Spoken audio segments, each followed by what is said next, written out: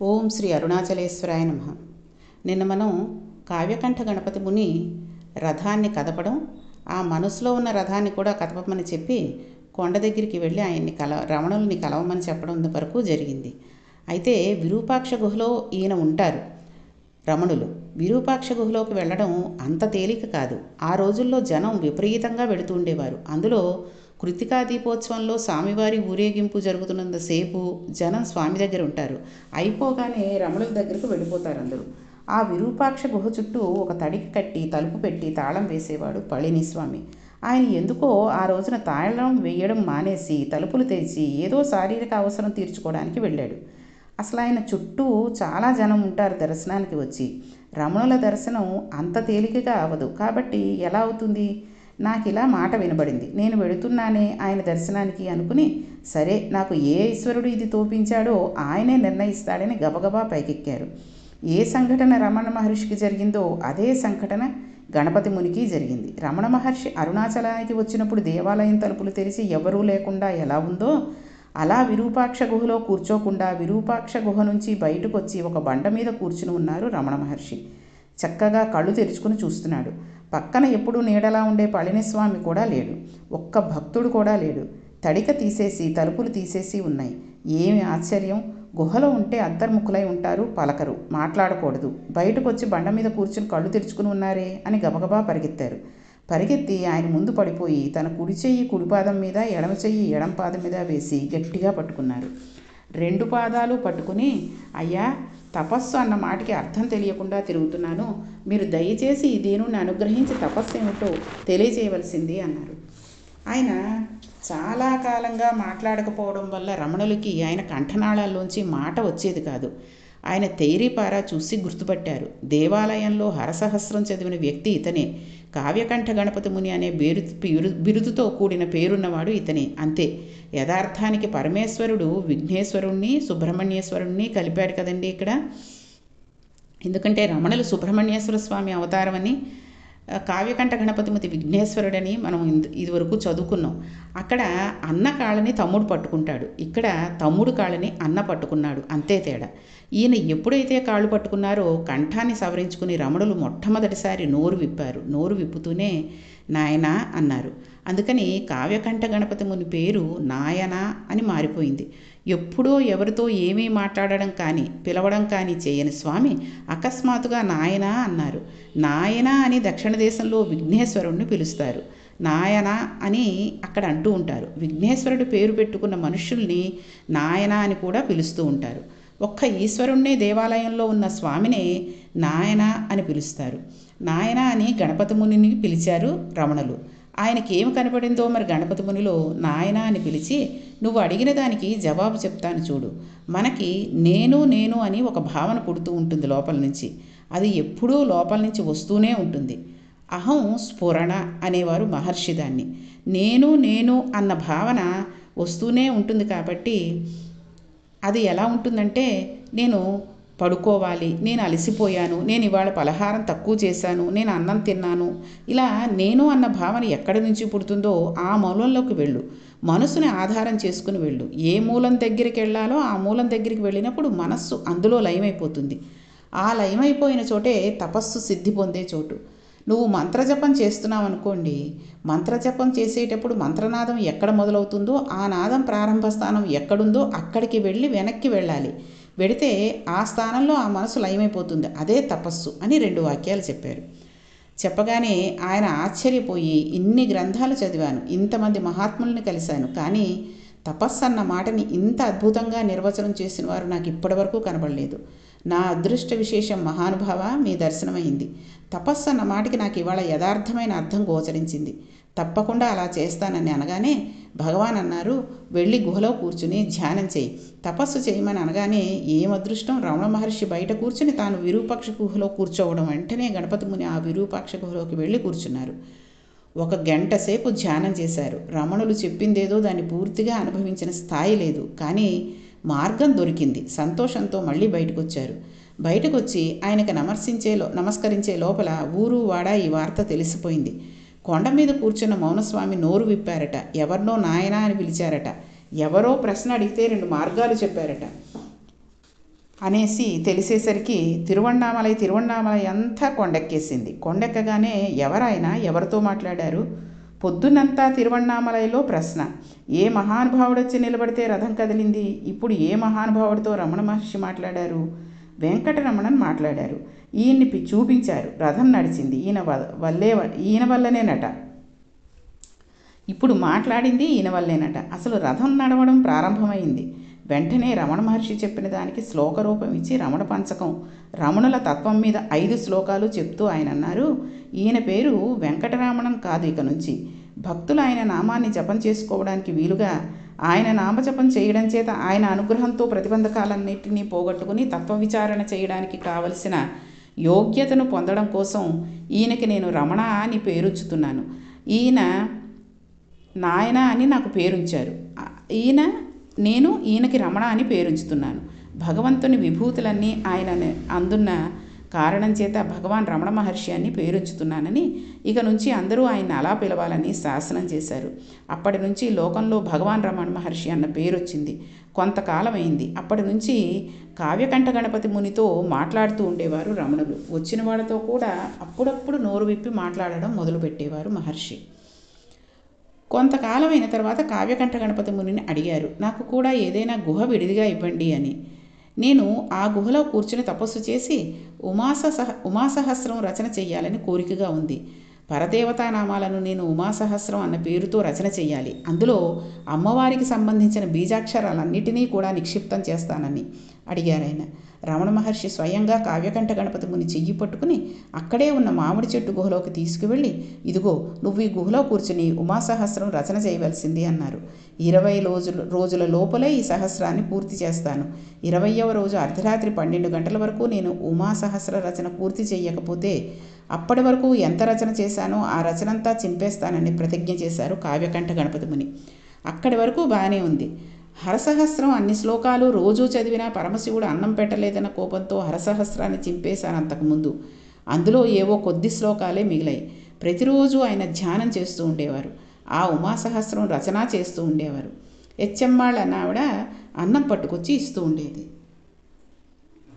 ఒకరోజు అకస్మాత్తుగా ఉదయం 7 గంటలకే విపరీతమైన ఆకలేసింది ఆయనకి. అది అమ్మవారి ఉపాసనలో ఉండే ఒక వైచిత్రి. అమ్మవారి ఉపాసన చేసేవారికి బాగా తెలుస్తుంది ఈ విషయం. అకస్మాత్తుగా వాళ్ళకి పిచ్చి ఆకలేసేస్తూ ఉంటుంది. అంత ఆకలేస్తే నిజంగా మనం తీసుకొచ్చి అన్నం పెట్టామనుకోండి, అన్నం చూడగానే తేన్పు వచ్చి వెళ్ళిపోతారు. అన్నం తిన్నంత కడుపు నిండిపోతుంది.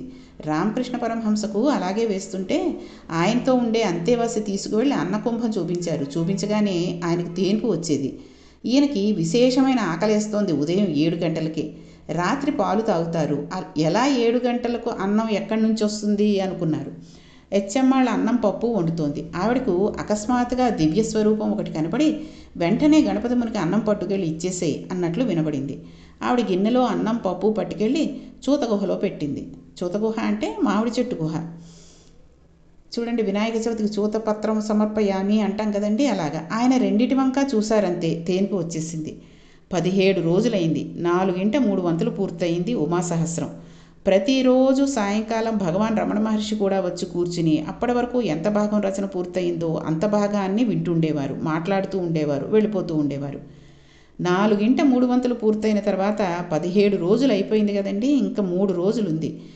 1/4 వంతు భాగం పూర్తవ్వాలి. వేలి మీద పెద్ద గోరు చుట్టు పుట్టింది. విపరీతమైన పోటు. కలం ఇలా పట్టుకోలేకపోయారు. అలాగే ఇంకొక రోజు మాత్రమే మిగిలింది. ఒక్క శ్లోకం కూడా రచన చేయలేదు. ఈ ఉమాసహస్రం చదివి వినిపిస్తారని పక్క ఊళ్ళంతటా టముకేశారు. పందిళ్ళు వేసేశారు. ఏదో ఉత్సవంలాగా చేసేస్తున్నారు. ఎందరో ఊళ్ళ నుంచి బయటికి వచ్చేస్తున్నారు. ఇక్కడేమో వేలికి గోరు చుట్టు, నడవడం లేదు కలం. ఇంకా తెల్లవారితే 21వ రోజు. 19వ రోజు రాత్రి అరుణాచలంలో తిరువణ్ణామలైలో ఉండే ఒక వైద్యుడికి కలలో పరమశివుడు కనబడ్డాడు. కనబడి కొండ మీద ఒక మహానుభావుడు ఉమాసహస్రం రచన చేస్తున్నాడు. వేలికి గోరు చుట్టు వేసింది, రాయలేకపోతున్నాడు. నువ్వు వెంటనే వెళ్ళి దాన్ని శస్త్రచికిత్స చేయవలసింది అన్నాడు. ఆయన వెతుక్కుంటూ రమణ మహర్షి దగ్గరికి వెళ్ళారు. రమణ మహర్షి ఆ గుహ చూపించారు. అప్పుడు ఆయనకి శస్త్రచికిత్స చేసి కట్టుకట్టారు. కట్టుండడం వలన రచన సాగలేదు. అప్పుడు ఆయన దగ్గరుండే స్నేహితులందరూ కలిసి అన్నారు, ఇవాళ రాత్రే అయిపోవాలి 12 గంటల లోపల. ఎలా అంటే రమణ మహర్షి అన్నారు, అసువుగా కవితాధార చెప్పగలరు కాబట్టి 5 పృచ్ఛక్కులు తిరువణ్ణామలై నుంచి కొండ మీదకు వస్తారు. వాళ్ళు కూచుంటారు. 5 వృత్తాలలో ఇన్ని శ్లోకాలని మీరు అసువుగా చెప్తుంటే వాళ్ళు రాసేస్తారు. ఇటు తిరిగి అటు తిరిగి మీరు చెప్పేస్తుంటే వాళ్ళు రాసేస్తూ ఉంటారు. 5 పృచ్ఛకులు కాగితాలు కలాలు పట్టుకుని వచ్చేసి కూర్చున్నారు. రాత్రి అయింది, నడవడం లేదు రచన. రమణ మహర్షి వచ్చి ఏమీ పర్వాలేదు, ఇక నడుస్తుంది, మొదలు పెట్టండి అన్నారు. అని కావ్యకంఠ గణపతి మునిని వెనక్కి వెళ్ళి కూర్చుని సమాధిలోకి వెళ్ళిపోయారు. ఈయన సమాధిలోకి వెళ్ళిపోయారు. కావ్యకంఠ గణపతి ముని నోటి వెంట వరద కింద వెళ్ళిపోయింది ఉమాసహస్రం. రాత్రి 12 కన్నా ముందే ఉమాసహస్రం పూర్తయిపోయింది. 5 రాసేశారు. అమ్మయ్య అయిపోయింది సహస్రం అన్నారు. రమణులు ఒక్కసారి బహిర్ముఖులై నేను చెప్పిందంతా రాసుకున్నారా అని అడిగారు. అప్పుడు కావ్యకంఠ గణపతి ముని అన్నారు, పలికినవాణ్ణి నేను. 12 లోపల పలికించడానికి గురువు అనుగ్రహంగా రమణులే చేరి బుద్ధి ప్రకాశం చేసి నా చేతి పలికించారని అనుకున్నారు. ఆ ఉమాసహస్రం ఎంతమంది చేతినో కొనియాడబడే గ్రంథం. అమ్మవారి బీజాక్షరాల సంపుటీకరణంతో అమ్మవారి వైభవాన్ని అంత గొప్పగా కీర్తించేది. లక్ష్మీకాంతం గారని కావ్యకంఠ గణపతి మునికి అంతేవాసి. ఆయన మహానుభావుడు. నాయన అన్న పేరుతో కావ్యకంఠ గణపతి ముని మీద ప్రత్యేకంగా ఒక పుస్తకం రాశారు. ఆ పుస్తకంలో ఈ ఉమాసహస్రం ఉండే కొన్ని శ్లోకాలను కూడా చేర్చారు. కాబట్టి అంత గొప్పగా ఉమాసహస్రం పూర్తయింది. తరువాత శుద్ధప్రతులు పూర్తయ్యాయి. తన చేత రమణ మహర్షియే ఉమాసహస్రం పూర్తి చేయించి లోకానికి అందించారని కావ్యకంఠ గణపతి ముని అంటారు. ఆయనకు రమణులు అంటే విశేషమైన గురుభక్తి. ఎప్పుడూ ఆయన గురుభావంతోనే చూస్తూ ఉంటారు. మనకు కూడా కొన్ని పాత పుస్తకాల షాపుల్లోనూ పెద్ద పెద్ద పుస్తకాల షాపుల్లోనూ దొరుకుతూ ఉంటుంది. ఈ కావ్యకంఠ గణపతి ముని రచించిన ఉమాసహస్రం పుస్తకం తెచ్చుకుని మనం చదువుకుంటే చాలా మంచిది. రమణగీత అని రమణ భగవానుని తత్వానంతటినీ కూడా అద్భుతమైన కవిత్వం రూపంలో తీసుకువచ్చిన మహానుభావుడు కావ్యకంఠ గణపతి ముని. ఎందుచేత అంటే ఎందరో వచ్చి ఆయన ప్రశ్నలు వేస్తుండేవారు. అందులో ప్రధానమైన ప్రశ్నలు కొన్ని ఉండేవి. వాటికి జవాబు చెప్పేవారు. చెప్పిన జవాబులు లోకానికి అందకుండా పోతాయేమో అని జాగ్రత్త తీసుకున్న వాళ్ళిద్దరు. ఒకరు సూర్యనాగమ్మ గారు, ఇంకొకరు కావ్యకంఠ గణపతి ముని. ఒక్కొక్క చోట ఆయనే శిష్యుడిగా వచ్చి రమణ మహర్షిని అడిగితే ఏం చెప్తారో ఊహించి ఇతరులను అడిగి ప్రశ్నలకు ఏం జవాబులు రమణులు చెప్పారో చూసి వీటిని భగవద్గీత అర్జునుడికి కృష్ణుడు ఎలా చెప్పాడో అలా రమణగీత అన్న పేరుతో రచన చేశారాయన. దానికోసం ఆయన రమణుడితో కలిసి స్కందాశ్రమంలోనే ఉన్నారు. ఆ రమణగీత జరుగుతున్నప్పుడే అరుణాచల క్షేత్రానికే కాదు ఈ భూమండలానికే ఒక పెద్ద ప్రమాదం తప్పింది. విశాలక్షమ్మ గారు వచ్చారు. అప్పటికి కావ్యకంఠ గణపతి మునికి విశాలక్షమ్మ గారికి 40 ఏళ్ల లోపే వయస్సు. కాబట్టి వాళ్ళు ఇంకా కోరికలకు అతీతులై అన్న స్థితిని నమ్మడం కష్టం లోకానికి. ఆయన విరూపాక్ష గుహలో కూర్చుని నేను రమణగీత రచన చేస్తానని అడిగారు. అప్పటికి రమణ మహర్షి స్కందాశ్రమంలో ఉన్నారు. రమణ మహర్షి అన్నారు, తప్పకుండా చెయ్యండి అని. పళనిస్వామి అని రమణ మహర్షి దగ్గర అంతేవాసి ఉండేవారు కదండి. ఆ పళనిస్వామిని పిలిచారు రమణ మహర్షి. ఆ గుహ చుట్టూ చాలా కాలంగా రమణ మహర్షి విడిచిపెట్టేసిన కారణం చేత తుక్కు అవి పడిపోయి శుభ్రంగా లేదు నివసించడానికి. అదంతా శుభ్రం చేసి దాని తాళాలియ్యి. కావ్యకంఠ గణపతి ముని అందులో కూర్చుని రమణగీత రచన చేస్తారు. అమ్మగారు అనేవారు విశాలాక్షమ్మని. అమ్మ అన్నం వండి పెడుతూ ఉంటుంది అన్నారు. చటుక్కన పళనిస్వామి అన్నాడు, ఆయన భార్యతో ఉన్నారు కదా, విరూపాక్ష గుహలోకి భార్యా సహితులై వెళ్ళి ఉండకూడదు అని. వెంటనే కావ్యగణపతి ముని అన్నారు, నేను భార్యతో కలిసి ఉన్న వానప్రస్థుణ్ణి, నేను ఇక్కడ సంసారం చేసేవాడిని కాదు, నేను ఎటువంటి వాడినో రమణులకి తెలుసు అన్నారు. రమణులు నాకు తాళం ఇస్తే రమణులు నన్ను వెళ్ళమంటే లోకం అన్నారు. వెంటనే రమణ మహర్షి భృకుటి చిట్లించి పళనిస్వామి వంక తిరిగి, నువ్వు ఆ గుహంతా శుభ్రం చేసి ఆయనకి తాళం ఇయ్యి, లోపలికి వెళతారని అన్నారు. సాయంకాలం అయిపోయింది. ఆయన విశాలక్షమ్మ గారితో కలిసి విరూపాక్ష గుహలోకి వెళ్ళారు. కాస్త పెరుగు అన్నం పట్టుకుని వెళ్ళారు. రాత్రి తిందాం, రేపటి నుంచి వంట మొదలు పెడదామని. వెడితే దానికి పెద్ద తాళం కప్ప వేసేసింది. ఆయన మళ్ళీ స్కందాశ్రమానికి వెళ్ళారు. భార్యని హెచ్ఎమ్మాళ్ళని అక్కడి నుంచి పైకి వెళ్ళారు. అయ్యా, ఆ పళనిస్వామి ఆ విరూపాక్ష గుహ దగ్గర శుభ్రం చేయలేదు, తాళం వేసేసింది, తాళం కూడా నాకు ఇవ్వలేదు అన్నారు. అంటే రమణ మహర్షి పళనిస్వామి వంక తిరిగి, ఏమయ్యా, నిన్ను తాళం చెవి ఇవ్వమన్నాను కదా, ఇవ్వలేదా కావ్యకంఠునికి? ఇచ్చేసేయ్ అన్నారు. ఆయన లేచి నిలబడి, ఏమి ఇందులో సంసారం చేద్దామనా? నీకెందుకు విరూపాక్ష గుహ? ఇక్కడ కూర్చుని రాయకూడదు అన్నారు.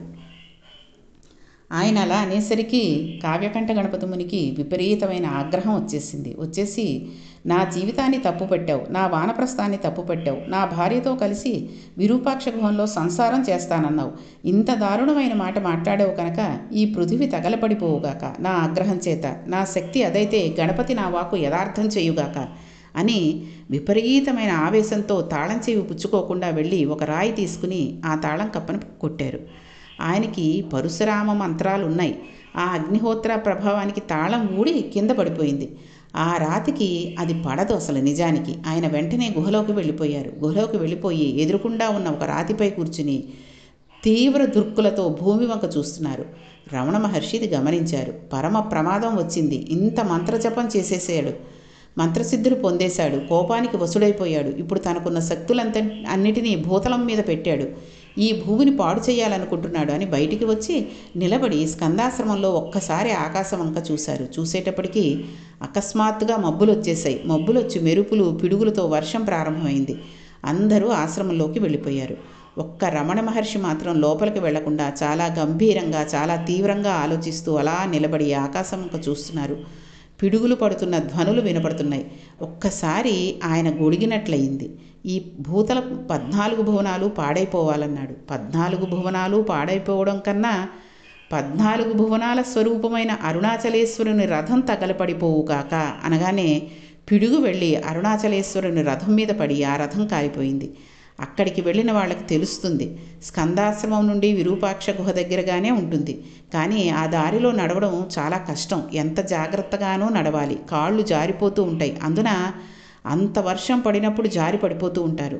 అతివేగంతో విరూపాక్ష గుహలోకి వెళ్ళి కావ్యకంఠ గణపతి మునిని చెయ్యి పట్టుకోనగానే గురువుగారు వచ్చారని లేచి నిలబడ్డారు. నాకు చేతిలో చెయ్యి వేసి ప్రమాణం చెయ్యి అన్నారు. దేనికన్నారు కావ్యకంఠ గణపతి ముని. ఇన్ని మంత్రసిద్ధులు పొందావు, కానీ కోపానికి వశపడి లోకాన్నే పాడు చేయాలనుకుంటున్నావు. ఇంకెప్పుడూ జీవితంలో కోపానికి వశపడనని ప్రమాణం చేయమన్నారు. వెంటనే చేతిలో చెయ్యేసి ప్రమాణం చేశారు. ఇంకెప్పుడూ నేను కోపానికి వశుడిని కానని. అందుకే స్థాయిని బట్టి కోపాన్ని అడుచుకునే శక్తి లేకపోతేనే ఉపద్రవాలు వస్తాయి. ఆ రోజున అరుణాచలేశ్వరుడి రథం తగలపడిపోయింది. రమణులు అన్నవారు, పోన్లేండి, ఈ కారణం చేత స్వామికి కొత్త రథం ఏర్పడింది అన్నారు. మళ్ళీ కొత్త రథాన్ని స్వామికి తయారు చేశారు. కావ్యకంఠ గణపతి ముని వాక్కు అంత ప్రమాదకరం, అంటే అంత శక్తివంతమైనది. అన్ని మంత్రాల ఉపాసన, అన్ని సిద్ధులను పొందారు మహానుభావుడైన అటువంటి వ్యక్తి అరుణాచలంలోనే ఉండి స్కందాశ్రమంలోకి వెళ్ళిపోయారు. తర్వాత విరూపాక్ష గుహలో ఆయన కూర్చోలేకపోయారు. ఆ ఎండ వేడికి లోపల గాలి లేక అందులో కూర్చోలేక భార్యని చెన్నై పంపించేసి ఆయన స్కందాశ్రమానికి వెళ్ళిపోయారు. ఆ స్కందాశ్రమంలోనే రమణ మహర్షితోనే కూర్చుని ఆ రమణ గీత పూర్తి చేశారు. అది పూర్తయిపోయింది. ఇంకా చాలా విషయాలు కావ్యకంఠ గణపతి ముని గురించి, రమణుల గురించి మనం రేపటి పారాయణంలో తెలుసుకుందాం. ఓం శ్రీ అరుణాచలేశ్వరాయ నమో నమః. అరుణాచల శివ అరుణాచల శివ అరుణాచల శివ అరుణ శివ అరుణాచల శివ అరుణాచల శివ అరుణాచల శివ అరుణ శివ.